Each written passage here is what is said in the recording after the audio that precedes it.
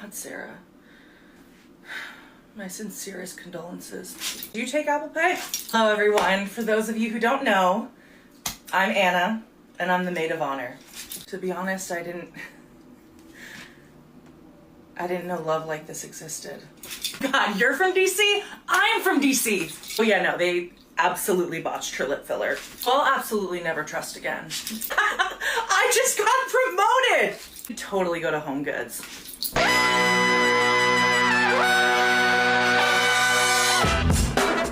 Good morning, sweet world, and welcome to the No Dunks podcast on the Athletic Network. It's Thursday, April 17th, 2025. I'm J.E. Skeets here in the Classic Factory, and alongside me, as always, Melas. Podcast listeners, this is for you. Next to him, it's the bearded one, my top shot hot boy, Trey Kerby. Ayo. Ayo. And over yonder, making the Disney magic happen once again. God damn, this graphic's annoying me. I gotta be honest. It's Cruella the Kid. Yeah. Wow. Good morning, darling. You had a lot to do. Well done. So much to do. Got these gloves on. They're always fucking me up. This looks And the good, rare though. swear word. This looks good. It looks great. Doesn't it look sort of natural? You like it, huh? Yeah. You look great. Oh, thanks, darling. Are you? You like the movie 101 Dalmatians? I think I've seen it like twice in my life. Okay. Maybe. And that's the cartoon and the live action. So that's it. With Glenn Close. With Glenn Close. Okay. All right, rank all 101 Dalmatians. Ooh, what's the... One is named Spot for sure. There's like a Pippi or something? Poppy? I don't know. Well, you look Probably good. both. It looks really good on camera. From my angle here in the Classic Factory, because you're behind a lot of equipment and monitors, I can only see like you from the neck up. We're giving Prince vibes. There it is. That's good. That's what everybody's waiting for. That looks shot cool, every man. single day. Every day. Yeah. Every day. All right, 4 for 4 with the Disney costumes. Just one more day left for our guy Kid. Hello to everybody on YouTube. Everybody here on the stream team, hit the like button, subscribe, podcast listeners, 5-star ratings and reviews. Could be a quick show today. Now, we do have 2 more playoff series to break down, the 2-7 matchups. We'll get into Rockets Warriors. We'll get into Celtics-Magic, things to watch for, X Factors, predictions, all that stuff. We'll maybe get into the Kings and Monte McNair, their GM, parting ways. I love parting ways. Mutual decision. Yeah, I just love the concept. They come together, and then he goes one way, and then Vivek goes the other way. Like, see you later, buddy. But first, we got to start with the games last night. Those 2 play-in games. Bangers. The Heat Mavericks keep their playoff hopes alive. Yeah, not the greatest games we've ever saw, but Tyler Herro on fire. He scored 38 as the Heat dominated Trey Kerby's Chicago Bulls, 109-90. So the Heat advance in the play-in tournament. They'll play in Atlanta here on Friday night against the Hawks to try and get that 8th seed. But I was wrong with this one being a close play-in game. Because it wasn't. But it was arguably closer than the other one last night. But what'd you think here, TK? What do you want to start? The Heat, the positives from the Heat, or sort of the disappointing performance from your Bulls last night? Man, I thought it was just cool to get to watch the same game twice, back to back. How exciting was that? Bulls had zero urgency in the first half. The Heat came in, locked in, shut down the transition attack for Chicago, and the Bulls had zero answers from that point forward. At least in the third quarter, they looked a little bit more like the Bulls from the last 20 games of the season, which is going to get completely overplayed by their front office. But they couldn't hit any momentum three-pointers was the problem. Down 15, 2 minutes left in the third quarter. Coby White had an open transition look from 3, bricked it. Down 13, 10 minutes left in the fourth quarter. Coby had another miss again. On the night, the Bulls shot 10 of 37 from 3. It's their 9th time this season making 10 or fewer three-pointers. They're 1-8. They got to make threes to win. They couldn't make threes last night. They scored 90 points. It's their fewest all season, and the Heat looked great. Tyler Herro was unstoppable, going right at Josh Giddey. He didn't miss to start the game. I think he went 8 for 8 his first few shots. I think he went 8 for 8 as well on floaters and layups last night, plus hitting threes, finished with 38 points. He looked awesome. Basically, the Bulls came in and proved everybody right who didn't believe that March and April was a real thing happening with them. Their flaws were completely exposed. Giddey looked terrible. And like in the long term, if the Bulls learn from this, good stuff. And if they somehow hit the lottery on Cooper Flagg, I'll accept Dylan Harper, son of Ron Harper, as well. If either of those two guys come, I'm happy with this play and loss. But I think the Heat looked awesome. They cared to play in this game, and they smoked Chicago. Dylan Harper showed up. Yeah, the Heat cared right from the get-go. But the fact that the Bulls didn't got Tyler Herro going, because he hit 3 layups to start this game. I mean, and so the 3-point shot started flowing because he felt so good. I mean, the fact that you can just see the rim that closely, then the mean step backs that he started hitting for his first 2 threes just showed that the Bulls were not ready, allowing the Heat point in the paint after point in the paint. They just got bucket after bucket after bucket. I mean, the Bulls are the worst team in the NBA allowing points in the paint. So that was to be expected, somewhat. Yeah. But you expected the United Center to be alive to some degree. I did a little bit, but how could they be alive when they're allowing a guy to walk in like that? And yeah, the Heat just showed that they had some life. Andrew Wiggins had life. Everybody had life on that team, while the Bulls did not. Yeah, the Bulls defenders were reminding me of like a maitre d' at a restaurant. Like, just this way, right this way, sir. Right this way, sir, right this way. Like, I love it. It was a joke. Tony Kukoc was the waiter back in the day, so I would be happy if you start calling Josh Giddey the maitre d'. It was this guy just shows them to the rim. It's literally like, here you go. Yeah. They were like, you can go and watch it, especially from the first half. It blew my mind. I think they said they had 17 field goals in the paint in the first half, the Heat did. And in watching it, it was like, oh yeah, that probably checks out. But it was like so many times there were somehow more Heat players in the paint than Bulls players at layups. These are half-court sets, too. This is not fast, transition points here. No, it wasn't. It's sort of mind-blowing how many more Heat players were in the paint than the defenders for the Bulls. You'd think it'd be flipped around, but yeah, it was just a layup line. And then that got Herro going with the three-pointer, too, because it was either everything inside and those little floaters or layups, or then the three-pointer up top. He hit that one bomb, and you knew he was feeling it. He was barking at somebody in the front row or in the first couple rows. Great game. He was by far the best player on the floor. Wasn't even close. Not a question. Yeah, both of his first threes were bombs. They were mean step backs. Again, after getting into the paint, just laying it up. Yeah, Josh Giddey as a maitre d'. It's a good one. Do maitre d's fall at times? Like it is the it's you're on your way. Because I find Josh Giddey when he's going to close out, his footwork just looks like he looks like he's ready to fall down. I mean, he just kind of isn't cohesive. It's just he stinks. Yeah, he stinks at defense. He's really bad. All you got to do is get your feet right. But that's a big problem. Defense. What was super frustrating, I can only imagine for you as a Bulls fan, even to me, just like wanting a competitive game. Again, I was the idiot thinking this one maybe would be close. I thought in the second half, especially in the third quarter, the Heat were trying to give the Bulls life.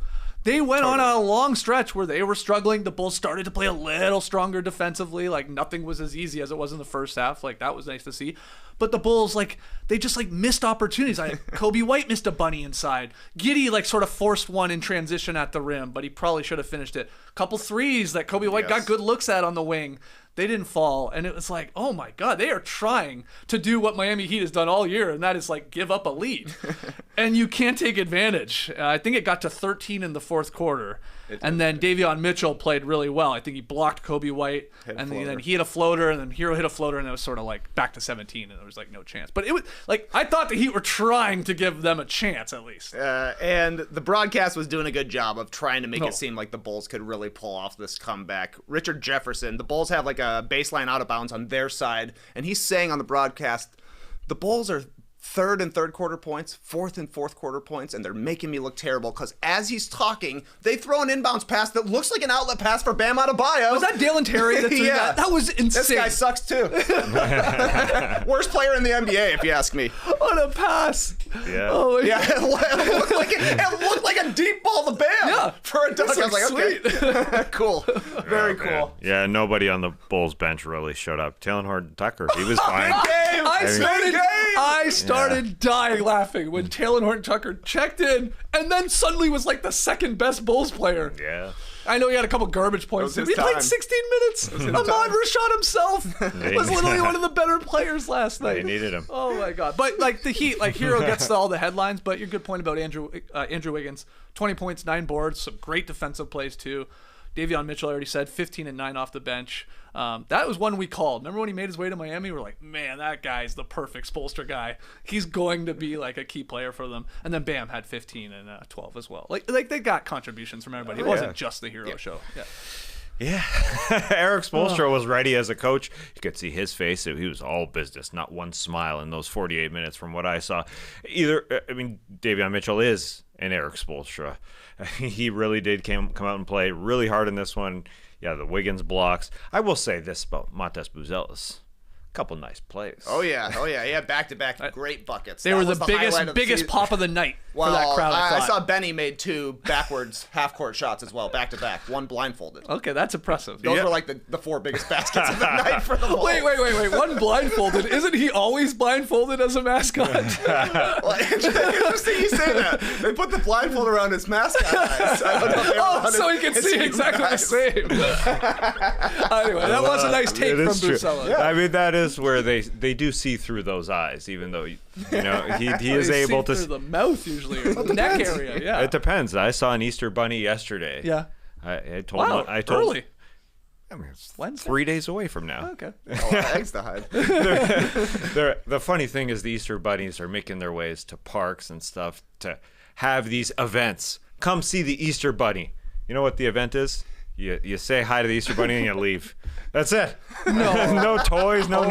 Actually, they give toys. This is so funny because I swear, weren't you having a conversation with your wife yesterday? I'm like, it sounded like she was like, should we go to this thing? Is there going to be anything happening? And you were like trying to sell it. I thought there'll be games for the kids and who knows what else. I assumed something. But it wasn't. No. Well, it's at a park. You can go play otherwise. But yeah, it was just an Easter bunny. They did have eggs. They had eggs. They did have eggs. You'd think that there would be a chocolate, those eggs that are, those plastic ones, that there would be a chocolate in it, but there were just stickers in it. Oh, yeah. They're worried about allergies. Oh, my come on. God. Come on. So you're saying you went to a park yesterday and it was just somebody dressed as the Easter bunny, and that was sort of it? Yeah, all I could do the thing that my daughter could get out of it was me breaking down the Easter egg costume or the rabbit's costume. I said you could see through those eyes. That's cool. Oh wow! Really stripping away the magic for a child. And the person who was wearing it had long hair. I assumed it was female. I said, well, maybe you can be a. No, I didn't say that. I didn't say that. Yeah. Anyways, that was weird. Montes Buzelis, he big boyed Alec Burks. That was awesome for the dunk. That was really nice. And then the drive on Herro.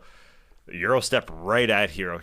He looks bigger and stronger than he did at the beginning of the season. I mean, he is into what he can do out there. And that's why the broadcasters kept saying, 6'10", huge. I mean, he is bigger, stronger, and that bodes well for year 2. Yeah. But that just stunk. The fact that Miami won the bench points 28-13, that's just sad. Yeah. I mean, that's really sad. The best thing for Bulls fans last night was the second game was the Sacramento Kings looking even worse, having a bunch of older and expensive Bulls players on their roster, and at least you could go, at least we're not the Kings.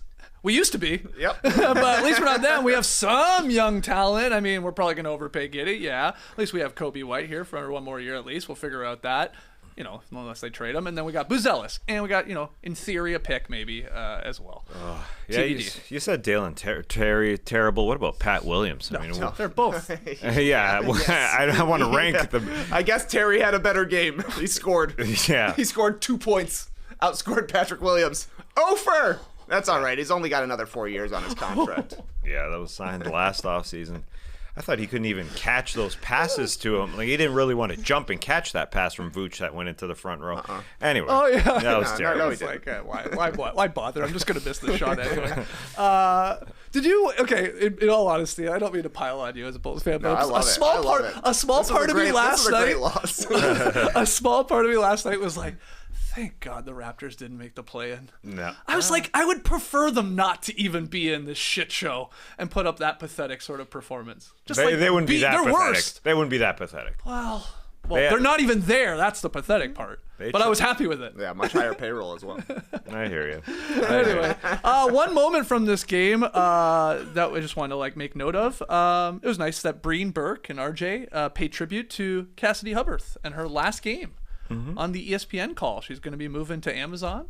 I thought it was funny because the game was such a blowout that they just went to Cassidy Hubbarth in a split screen. Yeah.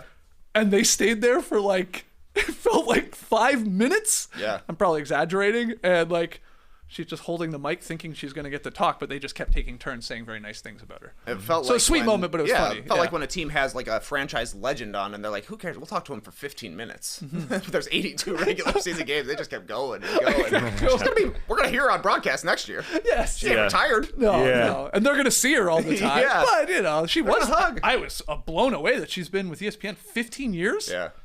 I was like, what? God, man. Yes. I feel old immediately.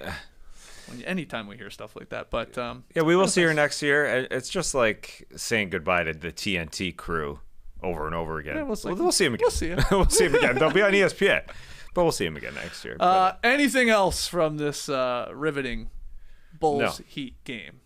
Nothing. I was honestly happy to see Giddey have a very bad game in a high leverage spot. 25 points, that looks nice, but he took 21 shots, and he must have given up 50 points on the defensive end. Coming in to a summer where he's a restricted free agent, there aren't a lot of teams with cap space. The Bulls have to force him to go into restricted free agency. There's no reason to overpay him before making another team make him an offer, because outside of Brooklyn, no team could currently sign him to an offer sheet with a first-year salary of more than $30 million. So if the Nets want him, they can make an offer and the Bulls could match it. Otherwise, he's getting a $30 million offer.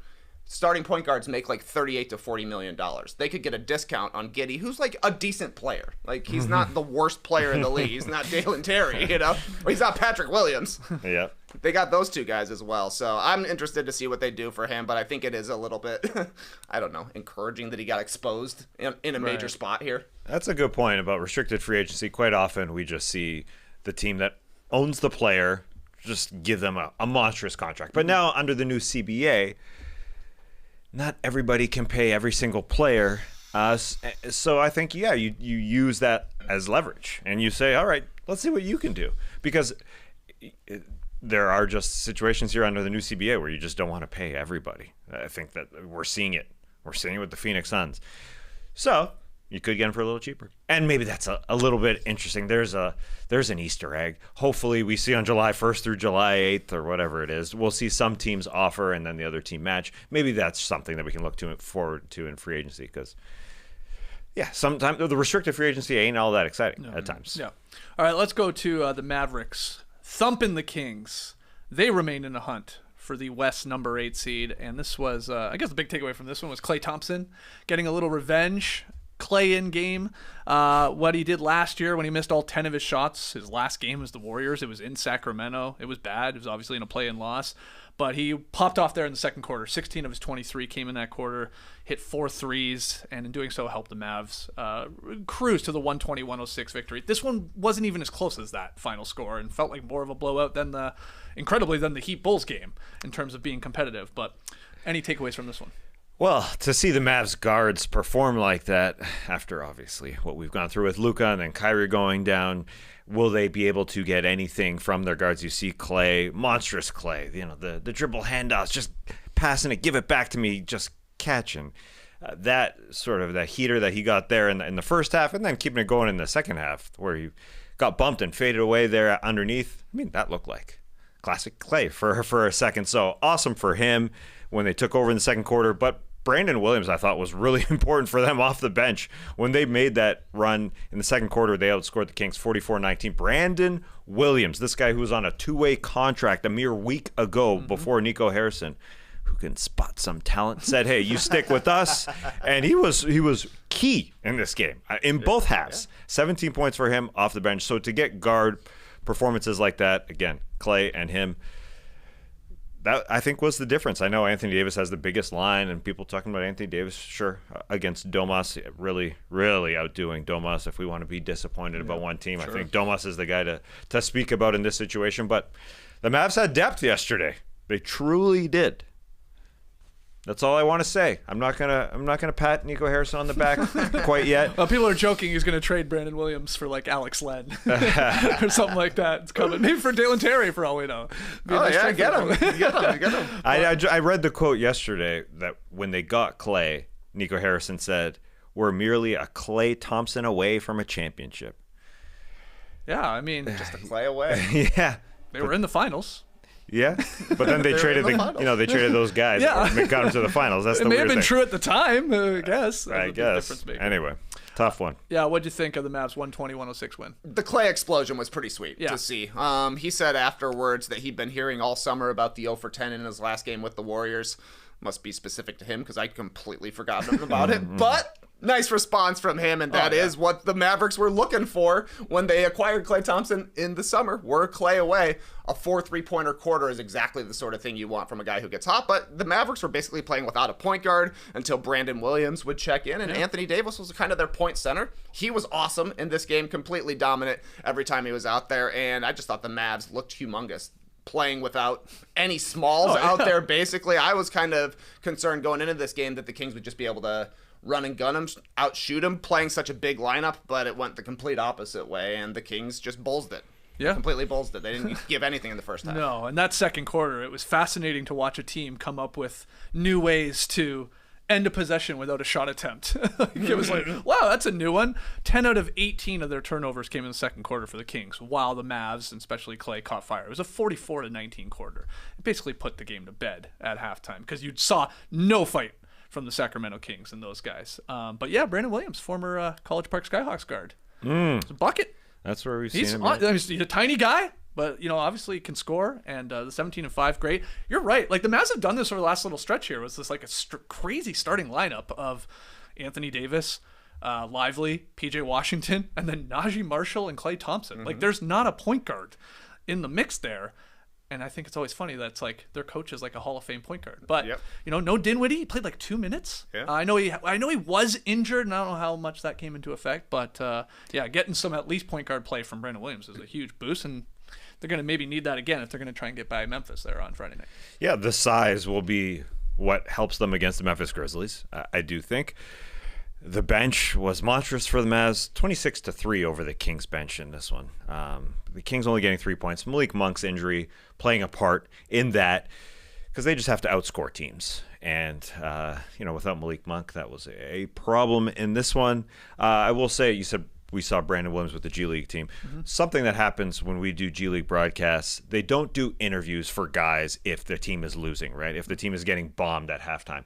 That's what I felt watching Zach LaVine do the end of third quarter interview with Cassidy Hubbarth. Oh, no, it wasn't with Cassidy Hubbarth. Excuse me. It was George Sedano. It was George Sedano.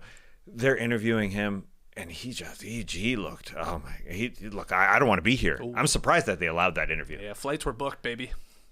That's a tough interview to have to do. Yeah. The third quarter, middle of a blowout. Yeah. Yeah, I'm surprised the Kings allowed that. I got to. Yeah, it's the rules. Contractually obligated. Well, they could definitely say no. It's happened I before. guess they could find it, I assume. Yeah. Should have sent Jonas Valanciunas out there. Doug McDermott. Hey, Big will old you be puffy back in hair. the play-in next Exactly. year? Yeah, pathetic performance from the Kings. Do you think the Heat or Mavs can make history here? One of these teams, if not both of them, being a 10th seed to win 2 road play-in games and get that final 8 seed? We've never had it done. Whose chances do you like more, or do you like both to even do it, TK? I think I like the Heat's chances more than I like the Mavericks, though the Mavericks played well. Like, I'm more excited for Mavs versus Grizzlies. Both teams I thought played good. Like, the Grizzlies getting back into the game against the Warriors was awesome. They played to their strengths. Yeah. The Mavericks played to their strengths. That should be a pretty good game, especially because there's going to be a lot of big boys out there on both sides. So that should be cool to watch. But I thought the Heat were much more impressive beating the Bulls than the Hawks were against the Magic. Obviously, it comes at a loss, so the team that won does look better, but Miami looked like a team that knew how to play in a playoff basketball game. Mm-hmm. Yeah. The Mavs have agile bigs, right? You're going to see them against the Memphis Grizzlies, who have a ton of themselves with Zach Edey, but these guys, including Najee Marshall, I'll throw him in the big category because that's what he is, to go along with PJ Washington, who was awesome. We didn't mention him, but he was really good in this game, along with Anthony Davis and Derek Lively. Yeah, they should be great. The Miami Heat, they have that. They have the Eric Spoelstra key, man. They are ready to fight, and so I feel like the Heat have. They got the rhythm going into that game against the Atlanta Hawks. They got the feel. I shouldn't call it the rhythm, but they've got the momentum. Yeah. Yeah, I'm with you. I buy all what you guys are saying. It's like there are a reason these teams are in the play-in, though, right? It's like they're so inconsistent. Like you sometimes just don't know what Heat team you're going to get, or maybe even Mavs team now after all of what they've gone through this year. So it's like it's obviously tough to sort of predict some of these games in a one and done. It's like you can't hit a three if you're the Chicago Bulls, or you have no fight and you're just giving up layup after layup, like no pressure. Let's talk about Sabonis really quick, because he's obviously got a lot of people pointing fingers at him after that performance last night, and this idea of like you can't build a really good team around him if he's your starting center because of defensive reasons. Yeah, he gets you points and gets you boards. They probably went the wrong direction in his skill set when they got DeRozan and Zach LaVine in terms of like him being sort of a playmaking big. Obviously, it sort of disappeared after those guys came. But what do you think, Trey? Do you buy that it's going to be very difficult to build a winning basketball team around him as your main guy? I think it's been proven at this point. I mean, he's a definition of an 82-game player versus a 16-game player because he doesn't give you much on the defensive end, and once the physicality is allowed on both ends of the ball in the postseason, as that increases, like his bully ball style kind of loses its luster. I also think what you're saying about the personnel around him now is completely right. Like, he hates playing with this team right now. It seems like it used to be all dribble handoffs, and I'm kind of the focus here. Me and De'Aaron Fox is what it was. The Fox and the Ox, we were calling for a second there. But now it's like, just watch DeRozan cook. How do we get Zach LaVine involved? He doesn't like dribble handoffs. He'd rather play in screen and roll. That's something Sabonis has had to adjust to. So I think the Kings got a lot of questions to answer this summer, and I think included in those will be, is Sabonis coming back? Is DeRozan coming back? Because I don't think either of those guys are a lock for Sacramento next season. Yeah, well, let's talk about that, because less than an hour after the disappointing 40-win season came to an end, General Manager Monte McNair met with Kings owner Vivek Ranadive in a back room of the arena, and the two sides mutually agreed to part ways. So Monte McNair out, Tass. Where did he go wrong? Are you surprised by this decision? And do you have any hope in the Kings to start turning this around and maybe moving one of those guys, whoever is the new guy in charge? He's been there for a long time. It's time to change the top end of that rotation. I think that is clear. They need to just change those parts. And to do that, you go get a new general manager. So I quite often I think, they're just trying to get rid of somebody. But in this instance, I do think it's time to address what the roster is. Are you just running out Bulls West? I think that is clear. It's not working all that well. So period. I think that's literally what they have to do. The questions, I think, extend further than just Sabonis and DeRozan. I think the Zach LaVine question is a legitimate question as to if we're just rolling out the same guys. So I think it depends on what kind of prospect / young guy you can get back for your guys. That's what it comes down to. I think it's more of a tear down situation. So Monte McNair wasn't going to do that. You need somebody else. What do you think? I don't know what moves they can make. Like, my biggest fear is that the Bulls are the one who trade for Sabonis. They've got a Lithuanian GM. Like, it's going to happen. It feels like it's going to happen to me that he's going to be a Chicago Bull. But I don't know what they're doing here. They had the light the beam season. It was awesome. 48 wins. Last year, 46 wins. They went 1-1 in the play-in, got bounced this year, 40 wins. Didn't win a play-in game, so they are going the wrong way. The biggest mistake they made was after the light the beam season, they stood pat. They had a bunch of cap space. They used it to extend Sabonis. I think they brought in Sasha Vezenkov, right? Was like their big move. They should have done anything else because the rest of the Western Conference got a lot better. Like, bringing in Kuzma would have been helpful to this team just to add some talent, but now they're low on picks. They've only got a 2.4% chance of keeping their pick this summer. They need to hire a GM. They need to hire a coach, though Doug Christie is campaigning for the job. LaVine is extension eligible. I don't think they'll be able to trade him. It was hard for the Bulls to trade him, and he was having an awesome season going into the trade deadline. They got nothing for it. They got Kevin Huerter and Zach Collins on long contracts, got their pick back, and now the Kings are literally in the same position where they're paying DeRozan for a long time, they're paying LaVine for a long time, and they got a center who doesn't really impact winning at the highest levels, and they're missing their picks. So, I don't know. I guess the Bulls are like the 5th worst team in the league or something like that. They've got the 5th worst outlook, and the Kings have the 6th worst outlook, and it just is flip-flopped. Yeah. So I don't know. I'm just I'm a little jealous because apparently the Kings have figured out you can move on from a GM who doesn't know what they're doing. It's allowed. Yeah. The Bulls never do that. Yeah, I think that is a positive thing you can take as a fan. I know you can't take anything as positive as a fan for the Sacramento Kings, but they just got rid of De'Aaron Fox. We have to mention that. Yeah, because they fired their coach. Yeah, and they haven't, well, maybe yes, but De'Aaron Fox was also ready to just move on. Well, they seem linked, though, is my point. It's like by all reporting, it's like De'Aaron Fox was like, if Mike Brown, is fired and we're going a different direction, then I would like to be moved. It felt like they were linked. Yeah, I just feel good for the team in that you trade De'Aaron Fox, you do not develop any sort of future with your roster. The roster doesn't look better. The team doesn't look better. And so you make the front office pay. So I think it's a reasonable thing to do. It's obviously what we're seeing in New Orleans with David Griffin moving on. But then you see something like Phoenix where they're not taking care of their front office whatsoever, and that's probably because the owner is essentially the front office and Matt Ishbia. Well, that's the concern with Sacramento. I was going to say the flip side to you guys saying, well, at least they're moving on from their GM and try somebody else.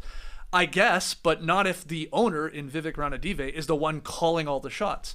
According to the report, and our guys are more plugged into Sacramento than anyone, Sam Amick, he said, quote, McNair didn't want to fire Brown, league sources said. There are internal questions about whether he really wanted to sign DeRozan or even trade for Zach LaVine. Tension also existed in recent days between McNair and the ownership group about Doug Christie's future, with Ranadive viewed as the Christie backer. End quote. Again, that's Sam Amick from The Athletic. So he's like, I think Monte McNair is like, well, what am I doing? What's the point of me even if you're the one calling all these shots and I'm maybe the one in the room saying I don't think we should trade for so and so or make that deal or fire this coach or whatever. Now that could be spin, obviously, and maybe to help McNair try and set up his next job, but also I believe it with Vivek Ranadive as the one be like, oh, I know what to do. We should do this. That's not good. Yeah. So that's a bleak future for the Kings and their fans. I suppose McNair has been there a long time. Five full years. 5 years. Yeah. It was the most successful era in Kings basketball in like 20 years. Yeah. They did have success. 488 winning percentage. Mm-hmm. Right. Yeah. Right. Yeah. The Mike Brown move was a huge question when it happened. I like some of the draft picks. I mean, Devin Carter, you see him yesterday? When they drafted him last year, Monte McNair said, or if you're watching the NBA players, or NBA playoffs, there's like 10 Devin Carters out there. That's kind of true. Devin Carter's great pick. He's made some nice moves. But as I said, I mean, the top end of that rotation just needs to be blown up.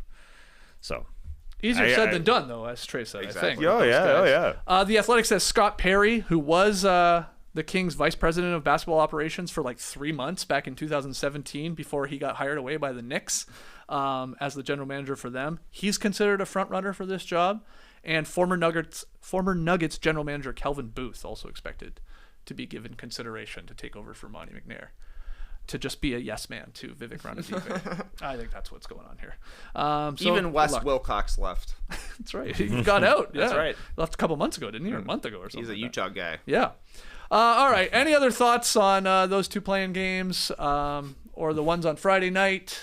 Because I don't think we're going to do a deep dive for those games tomorrow. Let's just see. Let's just see. Good game. Let's just see. Okay. 9-10 games. Has there ever been a good 9-10 game? Somebody should go back and check. Probably not. They're usually brutal. There's usually one blowout. I know Sabonis has been on one end or another of some 9-10 blowouts back in the Indiana days. That's a good point.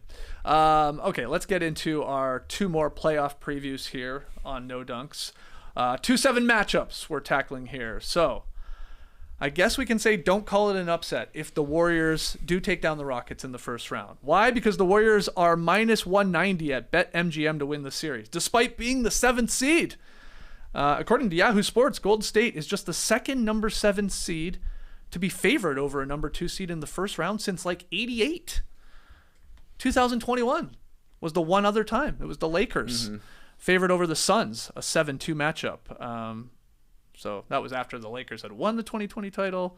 But then maybe good news for Houston. Suns won that series in 6, and then they went to the finals that year. So, maybe that bodes well for them. But let's break it down. Number 2 Rockets versus number 7 Warriors. What's one thing you're watching for in this series? Well, I'm just going to be watching how physical Houston gets guarding Steph Curry. Simple as that. They bump, they grab. That's what they do. They did it when they just played. It got physical 2 weeks ago, And sometimes they get away with it, just like Draymond Green gets away with things. But it's going to be an extended playoff series of bumping and grinding, being very, very physical. Amen Thompson is going to have that number one job guarding Steph Curry. And I'm sure Ime Udoka is going to say, I mean, you got to help on stuff, but don't help too much, because you don't want that picker to be a slipper. You don't want the Golden State Warriors to be able to find these back cuts over and over and over again. So it's as simple as that. Amen Thompson is incredible. I do say they're going to get physical with Steph, but I mean, Amen Thompson is good at not being extremely bumpy and grabby. He said he's one of the top 10 greats of all time. That's a matchup I want. And so, Amen's going to get picked off, but he has to recover. And I think he is capable of doing that. But you're going to have a bunch of guys. Like when they played 2 weeks ago, Dillon Brooks hit him a couple times. Even after his shots, he just started to annoy Steph Curry. It's going to get annoying. It's going to be one of those series. Yeah. Beyond Dillon Brooks, beyond Amen Thompson, there's a bunch of guys you can throw at him. Fred VanVleet's going to get some. Obviously, Jalen Green's going to get some. Tari Eason, I think, is an underrated defender who doesn't get talked about a lot, but they're going to throw that at him. So just simple as that. Steph has to be damn good on this team for this team to win. And so I'm just watching that whole 7-game series I feel like we're going to have here. It's going to be long. It's going to be a grinder. Just going to be watching him against a bunch of rockets they're going to throw at him. Yeah, the Warriors did win 3 of 5 games between the two teams this regular season. Yes, they played 5 times. But Houston beat Golden State in that last game that you said there on April 6th, and that was one of Curry's worst games ever. Honestly, 1 of 10 from the field. He only hit 1 shot. 1 of 8 from 3. Yeah, weird. And mainly because Amen Thompson showing that combination, right, of length, athleticism. He's got a super high motor. He's obviously likes the challenge too, and he likes to play defense. He's one of those cats. So can he do it for 2 weeks here? And how does Curry obviously counter and Curry to unlock him a little bit? That's going to be fun as hell. That's going to be awesome, because I go back to, the 1 for 10. Incredible stuff from Amen Thompson. He was all over Steph Curry, but I flash back to Jalen Wells doing the same thing to Steph Curry. Held him without a field goal for the first time in forever. 2 points on 0 of 7 shooting. The next game that the Grizzlies and Warriors played against each other, Jalen Wells was still out there, and Steph Curry hung 52 and 12 threes on him. So he figures things out, but he's going to have to figure things out, and that's going to be awesome to watch. I am super interested in the first-time factor for the Rockets, because this is their first time through the playoffs, and the things that are their areas of weakness are kind of like classic playoff bugaboos, right? The game slows down in the postseason. Half-court offense becomes a lot more important. Teams usually get smaller over the course of time, so how are the Rockets going to be able to play to their strengths? How are they going to win the possession game? Because that's huge for them. The offensive rebounding, forcing turnovers. We know the Warriors are sloppy with it, though they're a little better in the Butler era. And where does their offense come from? So I'm really concerned and interested to see what Alperen Şengün does. And the 2 wins against the Warriors, 22.5 points per game, 49% field goal shooting, 12.5 rebounds. In those 3 losses, 13 points per game, 46% field goal shooting, 10 rebounds per game. They need him to be a hub of offense going against Draymond, probably Looney as well, even Jimmy Butler on some switches. They need Şengün to be the man down low, because he can be their most steady source of offense, but he can have some duds as well. Yeah, I think one thing you're going to hear nonstop here until they tip this series, and even when they do start it, is this playoff experience, right, between these two teams. I mean, the Warriors having these Hall of Famers that have done a million of these series. The Rockets, their lack of playoff experience, at least with 3 of their starters, Amen Thompson, Şengün, and Jalen Green. They never played in the playoffs, so that is something. But I will say, some of the other guys on the roster at least have some experience. Fred VanVleet's played over 50 playoff games, and he's a champ, so that's good. Dillon Brooks has played in something like 3 or 4 playoff series, so he's got that going for him. And then Steven Adams and even your Uncle Jeff Green, they've played in a number of playoff games and series. And their head coach, too. He's not a first-time head coach in the postseason. Udoka went to the finals. Yeah. No, I bring that up because you are going to hear a lot of it, but I will say the counter is my starting point guard and my head coach have been here before and gone through this. I'll start with that. That's good. My floor leaders, my generals, both on the floor and off, they have experience is all I'm getting at. So I think it's getting a little overblown personally. You think the Rockets players are in the locker room saying, yeah, our coach has been there before? Well, he understands the ebbs and flows of a playoff series. Yeah. It's almost like he's a great coach too. So it's almost like he played against the Golden State Warriors a couple of weeks ago when he trash talked Steph. He got into it with Steph at midcourt. Because he is that vocal guy. There's no doubt about that. So yeah, that could wear off on them. It is interesting to see the types of rotations that Ime Udoka is going to throw out there, because they do lack scores. There's no doubt. So will they throw in the double big of Steven Adams, Alperen Şengün, which is awesome at offensive rebounding. It is crazy at how many boards those two dudes grab, because, they just don't have a lot of scores. So Adams, the number one offensive rebounder in the league for guys that have played a ton. But some of those Rockets lineups with Adams, they grabbed over 50% of the offensive rebounds. Like, just, miss twice, we'll grab one. That's for sure. Adams, Şengün, and Jabari Smith for one, which is huge. And you got a little shooting in Jabari Smith, or Adam Şengün and Tari Eason. I think we're going to see, and we're going to see some of that. And there's been comparisons out there done on The Athletic of Udoka, who's coached two bigs before, or been a part of. Sorry, excuse me, he hasn't coached them, but been part of teams like Tim Duncan and Thiago Splitter when he was on the Spurs roster, Tim Duncan and LaMarcus Aldridge, or Al Horford and Robert Williams a couple years ago when they went to the finals. So that passing in there, you can't play Steven Adams and Şengün too many minutes because you're just going to get burned defensively. But they'll throw it out there because they need scores. And I just wonder if the Rockets are going to be up there and perform. Like, I'm not trying to compare it to the NBA Cup, but when we saw them in the NBA Cup against the OKC, they didn't perform.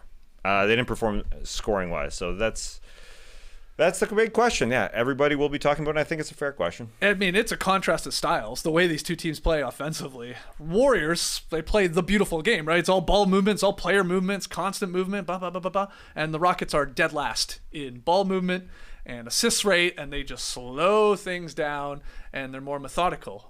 So it's completely different, but they're obviously a great defensive team. So this is going to be a fun one. Let's talk X factors. Trey, we'll start with you. Who you got your eye on in this? Is Fred VanVleet going to have a kid? That'd be huge. That'd be big. Yeah, that was his best shooting stretch ever in the playoffs, was immediately post-child in the Milwaukee series, translated into the finals as well. So I think that would be big time for the Houston Rockets, because their best three-point shooter is Dylan Brooks. So I think Brooks needs to hit, Fred VanVleet needs to hit, and Jalen Green needs to have a good 10-game stretch. He's like last 10 games, man. Yeah. You see the stats for Jalen Green. Oh my goodness, 30 points per game over the last 10. Next 10 games, he'll be averaging 18 points a game on 33% shooting. But if it's the right 7 games, that's really nice for Houston, because you got to wonder where their offense is going to come from. You're talking about the difference on offense, but the Rockets bring it defensively. The Warriors are a good defense right now as well. Their biggest concern is going to be the glass. You hear Brian Windhorst say it all the time, no rebounds, no rings. How do they rebound, I think, is going to be the question for them. But the Warriors are pretty good at getting big guys off the court, or at least making them very uncomfortable. And that's been a strength for the Rockets, being able to play Şengün and Adams together. And I wonder just how many minutes both of those guys are going to be able to survive. Yeah, foul talk with the referee is going to be deep in this one. I mean, when they played a couple weeks ago, Jimmy got so upset after the game. He said, quote, "I've never seen an individual, Steph Curry, get fouled more than he gets fouled. It really angers me that's on my team and he gets hacked like that." Like, that is going to be deep into this one. And it's going to be deep with Jimmy Butler as well. I mean, they need him to be really, really good, period. Will he score enough? I think that's a fair question in this game. In this series, I should say. I mean, will the Rockets' length discourage him? You see sometimes when Jimmy has those games where he just isn't shooting all that much, it's just against monstrous teams. And the Rockets are very, very good. Is Jimmy going to get to the line enough? I mean, a couple of weeks ago, he didn't. When they played him, he only shot 4 free throws. Golden State only had 11 free throws. So Jimmy has to perform along with Steph, because they seemingly don't have a third or fourth option right now. That's the crazy part of this team. When Jimmy got there, Brandon Podziemski was freaking awesome. He was that third guy. He can handle, put on the floor, do everything, but he has just gone quiet. So who's going to be the guy to support Jimmy if Jimmy's not scorching? Is it Kuminga time? We already talked about it a little bit after that series. He didn't play, obviously, in that game the other night in the play-in game, but we're like, he has played well against the Rockets. Obviously, his athleticism maybe is something that they're going to turn to in this series. We'll see. We'll see how, if Curry even goes to him. He may just not completely trust the guy at all to give it on the defensive end. Seems like the biggest issue. Definitely. So we will find out. I'm with you with the Rockets guards, though, and whether they can hit threes, because that is a wild stat that Dylan Brooks is their only guy on their team that shoots above average from 3 for guys that take a lot of them, 200 plus 3-point attempts. This is by way of shoe. The Warriors have 4 of those guys. I mean, they have Curry, they have Moody, Podziemski, Buddy Hield. So you need Jalen Green and Fred VanVleet, who, by the way, take a lot of threes. They combine to take something like 16 threes a game together. But you're going to need it above average, I think, to pull off this. I was going to call it an upset, but it's not because they're the 2 seed. But you get my point here. They're going to need at least one of those guys, I think, to pop off in some of these games. And even look what the Grizzlies did. Like, they had a good shooting night, and they kept that game competitive. Mm-hmm. They hit, it was only 12 threes, but they shot a really good percentage, 46% the other night, with, Jackson Jr. hitting a couple and Desmond Bane catching fire. So going to need some good, strong guard play here, at least in terms of scoring from those guys, I think. Any other X factors or guys, like, talking about the bigs with the Rockets, like, will we see Looney more potentially in this series? Yeah, I think he'll be, when Steven Adams plays, I think he can get some time. But I also think Quentin Post is a big player in this series for the Warriors because he's a 7-footer. But they need him rebounding, and they do need some release valve 3-point shots because those shots will be open. There will be times when they're getting the ball out of Curry's hands or out of Butler's hands, and that's going to be a concern for the Warriors. Is not necessarily who's the second scorer, that's Jimmy, but who's the second scorer playing alongside Jimmy, Moody, and Podziemski. 2 of 9 from 3 against Memphis, but they both shot the ball really well in April. Buddy Hield has his moments. He has his bad moments as well, but I think Post is going to get a chance. That's a big ask for a dude who's a rookie. He's been awesome this season. He is an older guy, so I guess maybe he'll be a little bit less phased by the moment, but still, they're going to need a contribution from Quentin Post, I believe. Predictions. Where are you going? You said it's going to be a long series. Yeah, I think so. Like we've thought with a lot of these so far. Yeah. We picked a lot of 6 or 7 game series here. Where are you going? Yeah, this is a tough one for me. At first, I thought Houston could do it in 7, having that home court advantage. But I do think we'll see them just struggle to score the ball. And so if it gets to 7, we're going to see probably Curry and what he did 2 years ago against the Sacramento Kings in that first round, Game 7 in Sacramento. He dropped 50. This one will be in Houston. You can't bet against Steph. Even though Amen Thompson will be all over him. I mean, they'll just get him loose just enough to have a monstrous game. So I'll take the Warriors in 7. Okay. Steph's going to have a good one. How can you bet against that dude? They'll do it. The big question for me that I've been wrestling with is who does a long series benefit? Because the Warriors are older. They can definitely get run down. They don't have as much depth as the Rockets do, but I think Kerr is a good coach over the course of a 7-game series. He's really good with adjustments once we get to 5, 6, 7. Also, they've just got the figure it out factor. Steph's a great problem solver. Draymond's a great problem solver. Jimmy Butler's a great problem solver. They've got years and years of experience doing that kind of thing. On the Rockets side, they've got the youth. They've got the depth. They should be fresher, but they've got a lot of guys that I'm by the end of a playoff series, are they going to be able to stay on the court?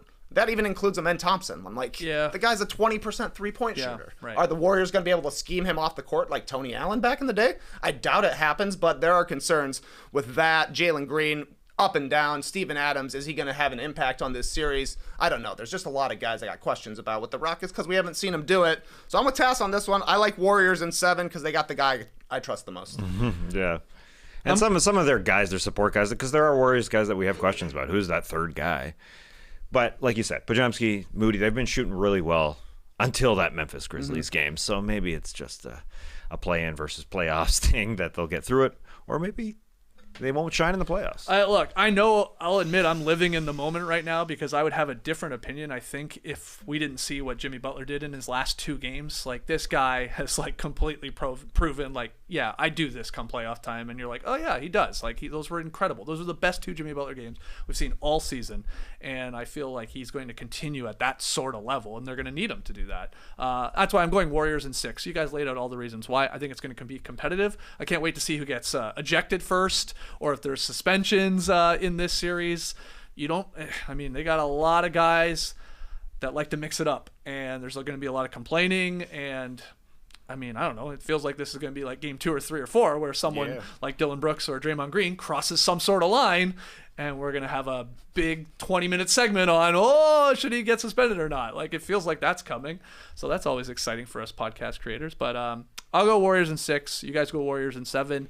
Cruella the Kid, a.k.a. Prince. Where are you going in this one? Well, you look at both teams, you got to see which one's got the most dogs, right? So he's got the 101 in him. I got the 101 in me. You look at the Warriors, they got the most dogs. They just brought one of the biggest playoff dogs in with Jimmy Butler. So I got to go Warriors in 6. Warriors in 6. Okay, Who's no got the one most dogs? back in the Rockets. Will we look silly? Will that be like that that Lakers-Suns matchup back in the day? It's got some similarities in a weird way, I guess. But we are Warriors. Who you got in the stream team? Let us know. All right, the other conference, Eastern Conference, second-seeded Boston Celtics will face the 7th-seeded Magic in the first round of the 25 playoffs. Two franchises have not met in the postseason since 2010. Eastern Conference Finals. Okay, yeah. I remember this. Paul Pierce and company beating Dwight Howard's Magic back then. Can't believe Vince Carter didn't go to the frickin' NBA Finals. Didn't happen. Good call. He was on the Magic. The current-day Magic won their regular season series over the Celtics 2-1, but do not take a whole lot from that series. A lot of guys missed games. I don't think Tatum played in 2 of them, and across the board, a lot of guys were missing. So these are, for the most part, sort of full rosters outside of Suggs and Mo Wagner there for the Magic, and we're keeping an eye on Jaylen Brown's knee for sure. But what are you watching for, TK? You got started here in Celtics Magic. I'm watching for the games that Orlando actually puts it all together. Their defense is good, and they have offense to sustain on the other end, because that to me is when it actually gets interesting for the Celtics. Like, this is kind of a good test for Boston. I think they're going to blow out this series. They're the best three-point shooting team we've got. The Orlando Magic are the worst. Like, it just doesn't make sense. They're an awesome offense. The Celtics are still good defensively as well. Orlando doesn't have it on both sides of the ball. But if there's 1 or 2 games where Orlando looks good on the offensive end, we're going to get a couple of good games. Yeah, and that's all I'm excited for, is Right. the games where Orlando looks decent offensively. Sure. Yeah, I want some good series here, and they just have to be really good offensively.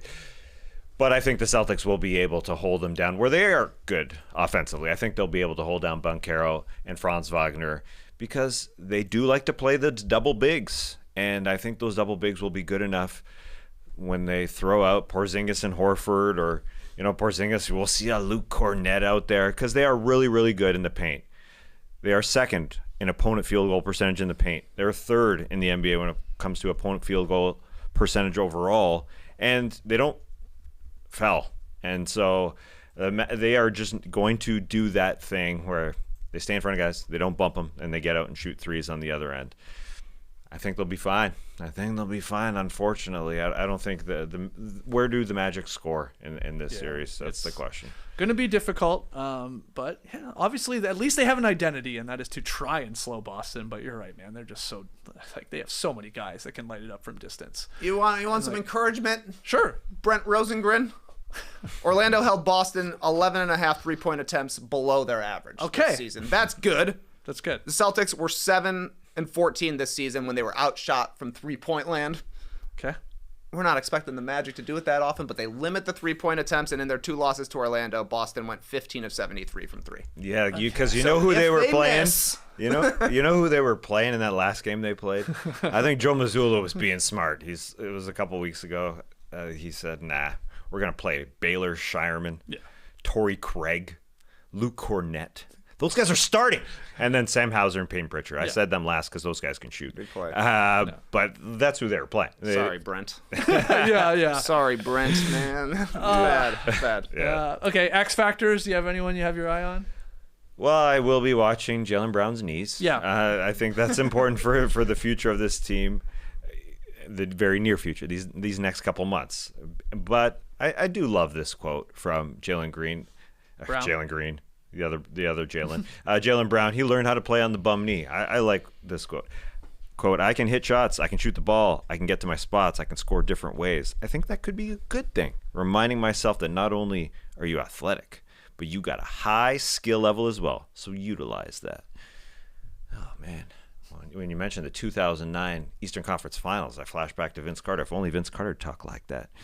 He could shoot from the mid-range, get those high skills. He could have won that series. Anyways, I think they're going to take care of the Orlando Magic. So I think what's important here is this guy's healthy. How he looks, how he's moving, doesn't re-injure it, limited minutes, maybe get a couple blowout wins is what you're sort of talking through. Yeah, because he was important, obviously, in the NBA Finals defensively against Luka. So he needs everything in that knee. I mean, he just needs to be really good on both ends. Who you got? I would like to see a Peyton Pritchard versus Cole Anthony epic duel. Okay. Those guys can score a lot of points Sure. off the bench, and they play very similarly. So that would be interesting to see. And Franz Wagner, I've got my eye on you. 19 points on 41% field goal last playoffs, 27% from 3, 53% true shooting. Not a great run from Franz, and then only 13 points on 15 shots against Atlanta in their play-in game. Went 0 for 5 from 3. I think it would be encouraging for the Magic to see him have a decent postseason series, because he's not necessarily looking like a postseason riser. We've seen Paolo be pretty effective in some games for Orlando, and I think it would be cool to see Franz do the same. I can't wait to see Porzingis and Al Horford bomb away. Like, they're going to have the ability to neutralize Orlando's big men and really pull them away from the basket, as they do against every team. But from the Magic side of things, as an X factor, I want to see, can anybody step up to be the Magic's version of Caleb Martin? Because that's what you're looking for here at an upset potential. He cooked them, remember, in the 2023 Eastern Conference Finals. Caleb Martin did. He was with the Heat. He averaged like 19 points per game. He like couldn't miss a three. He was like flirting with 50% from deep in that series. Then he kept it going this season. Remember on Christmas Day? He hit 7 threes against them. He was on the Sixers at that point. So the Magic need their own Caleb Martin. So who is it? Cole Anthony, I think, is a candidate, that irrational confidence guy. Kentavious Caldwell-Pope has shot a lot better from 3 since the All-Star break. It's like 44% from 3. They're going to need those games. And maybe Anthony Black, he would be third on my list for catching fire from distance, but he just went 3 for 3 in that play-in game that he had against the Hawks. So they need one of these special guys, or like these like out-of-nowhere guys to go with Paolo and Franz that are hopefully bringing their, at least 50-plus points for you. They need a Caleb Martin. They need a Caleb Martin. They do. Someone that the Celtics sort of don't game plan for and don't worry about, but just can't miss for whatever reason over a 7-game stretch. Okay. Caleb Houston Caleb Houston is the Caleb Martin. Okay, I like it. He doesn't see a lot of burn, but he does get in there at times. Yeah, he can shoot it. Okay, that's Very good. That's really good. Okay, Caleb Houston, come on up. And good old Canadian boy. Okay, predictions. Look, I think we're tipping our hands here. Everybody's taking the Celtics, but can the Magic avoid a sweep or make this a series? Where are you going? I do not think they can avoid the sweep. Okay. I think the Celtics flash back to last year, round 1 against the Miami Heat. They gave up 1 game in that series. Yeah, the second game. Right? Yeah. That was embarrassing for the Boston Celtics. So I think they have that as a motivator. And I just think we do skip over that. Yes, we think about them as a 3-point shooting team, but their defense is so damn good. Yeah. So that's going to be hard for the Magic to overcome. They're the 4th best defense in this league. Along with the second best offensive. It feels like we could be seeing some, I hope not too many, but some 110 to 82 type scores here or something like that. There could be some uglies. For sure. I think so. Some ugly ones. A couple. Hopefully we'll get a handful of those. But okay, you got a sweep. Celtics in 4. Get the brooms out. Where are you going? Well, rather than a who do you think is going to win the series poll for the stream team, I went with how many games are the Magic going to win in this series? 0 to 3.